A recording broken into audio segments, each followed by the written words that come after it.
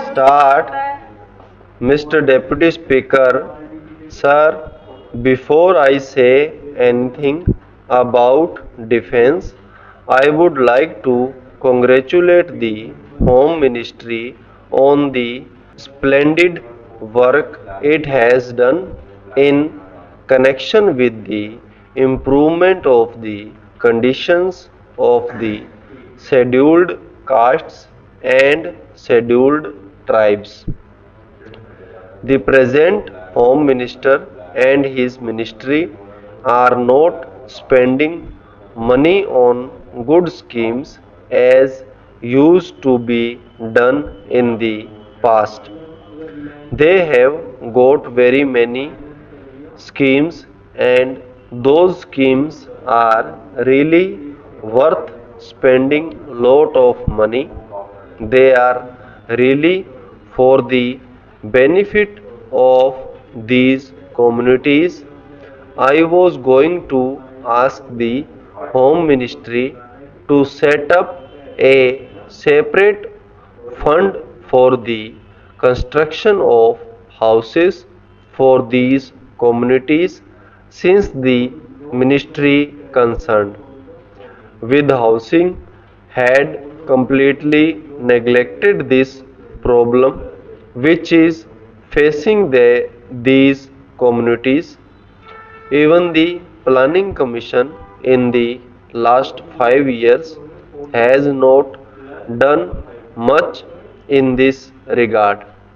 I think even in the second 5 year plan, there is no definite plan for providing housing facilities for the scheduled castes and scheduled tribes. But since the housing minister has promised that he is going to constitute a board to go into these things, I do not think there is any need for me to stress this point anymore about the board which is going to be constituted. I would definitely like to say a few words. This board, I believe, is going to consist of some members of the Harijan community and also a number of members belonging to non-Harijan communities. In any case, I would very much like that this board, which will of course function under the Home Ministry, should have as its chairman a non-Harijan. I want to stress this point because I know that in some of the states where the portfolio of Harijan welfare is given to a Harijan minister, he is not able to do his work properly. It is not because he cannot do it, it is not that he is not efficient enough to do it, but because every time he speaks about the welfare of scheduled castes and measures to be taken to improve their conditions, he is generally looked down by the other members of the cabinet as a communist.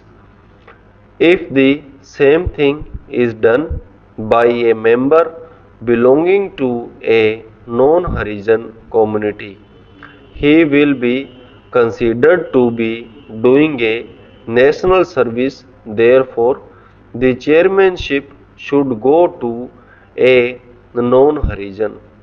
The second 5 year plan, I understand, is going to be an individual plan. Many industries are going to be established in this country. Therefore, I feel it my duty to say that the ministries concerned with heavy industries should take proper care in setting up new industries in places which are not very well developed. For assistance, if a heavy industry is set up only in one state, all the ancillary factories crop up in that particular state and the benefits are derived only by the people of that state. Even in the case of employment in those factories, it is always observed that the people belonging to that particular state get the preference and the people belonging to other states do not get any benefit out of it. Therefore, the ministry should take proper care to see that these heavy industries are located in such places that they cater not only to one particular state but can also cater to more than one state. For instance, if a factory is located in the center of a state, the benefits of it will be derived only by the people of that particular state. There is a factory in Madras, the Parambar coach factory, which is producing coaches, that is located in the heart of the city of Madras. It cannot help the people of either Andhra or Kerala. If the same factory were to be located on the borders, there may be so many ancillary industries, feeder industries in Andhra or in Kerala because it is located in the heart of the city of Madras. Only the people of that state could make any profit out of it.